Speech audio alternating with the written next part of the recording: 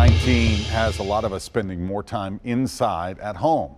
But for some Tennesseans, it's really not a choice during the pandemic. Now a mid-state photographer is trying to share the stories and faces of these so-called high-risk humans. News Channel 5's Jason Lamb and photojournalist Catherine Stewart introduce us to a project that teaches us while everyone's circumstances may be unique, there's so much more that connects us. Hello. There's a battle that begins. We're going to be visiting Audra today. First. Nice to meet you. Every time photographer Madison Thorn. It's daunting, I know. It is a little daunting. I feel very official. You are very official. Meets her next subject. Ready when you are, darling. Her task, to reveal the stories behind these faces. Armed with just her camera. Just photograph them outside their home. And her compassion. Oh, that's gorgeous. They're your neighbors. They're part of your community. How's that look? It looks good. Yeah? Yeah. There was nothing that you could tell that made us any different. All right, breathe. The second person we're meeting today is Jesse. Better? Yeah. When Madison's job as a concert photographer disappeared during COVID-19, It's great. like so many others out of work, Madison Nice. shifted focus. You've matched the chair beautifully. It's like you totally planned it. But with her studio now outside, she's taking pictures These are excellent. with a purpose.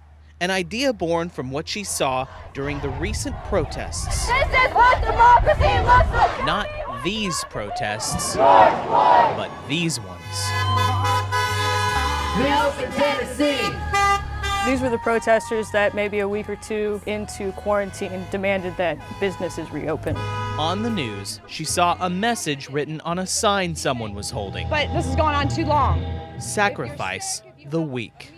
It caused this feeling of isolation, and on top of that, you have people trying to tell you that you're not worth anything. Madison has type 1 diabetes. I'm high risk. My type 1 diabetes is an autoimmune disease, so that puts me in that category.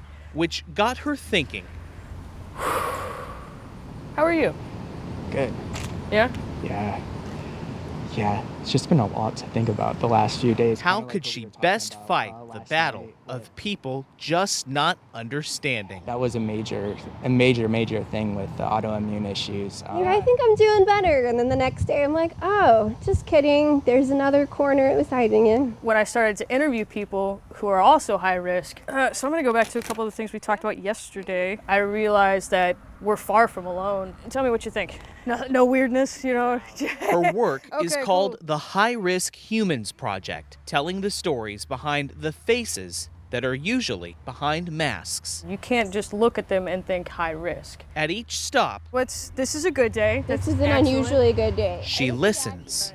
Such a small act, but it's an act of kindness at this point, to listen to people's stories. Absolutely. What she hears is a community, many choosing to stay home, but begging to be seen. I think it's really important for people to see that the weak, the chronically ill, the elderly, we're all people. I'm hoping that by the end of it, maybe this whole pandemic experience can bring us together at the end instead of pulling us apart like it has been.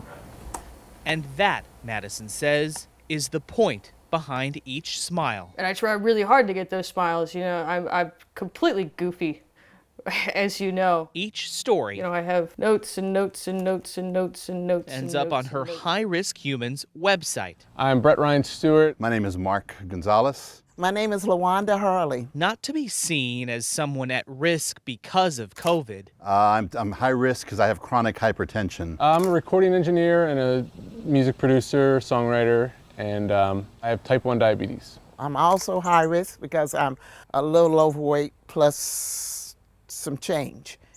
but as a father, Just the look on my daughter's face, talk about caring and love. That was the one that really stood out to me. a husband, Obviously the one with my wife. someone loved. You look at each person, you say, oh, that's my uncle, that's my nephew, that's my grandma, that's my auntie, and all these people are worth saving. months removed from the sign that urged this city to sacrifice the weak. Like, you deserve compassion and empathy for the person you are today, regardless of what you're going through, because you're a human. Madison says she's found the best match against indifference in the words of her subjects themselves. Certainly love is the component here that's going to get us through it. Showing love for one another, for your neighbors, for your family, for your community. We are all in this same boat together. We're all in here together. In this battle against COVID, a vaccine will soon have its place. But in Madison's view, a little love can also give us a fighting chance. If one person goes to the website and looks at the photos and chooses to lead their actions with empathy, you're changing the world. Jason Lamb, News Channel 5. Food for thought. So far, Madison has featured 17 people in her photo series. She says she'll keep taking pictures as long as there are stories to tell. You can find a link to Madison's entire High Risk Humans project, including how you can be featured yourself, on our website, newschannel5.com.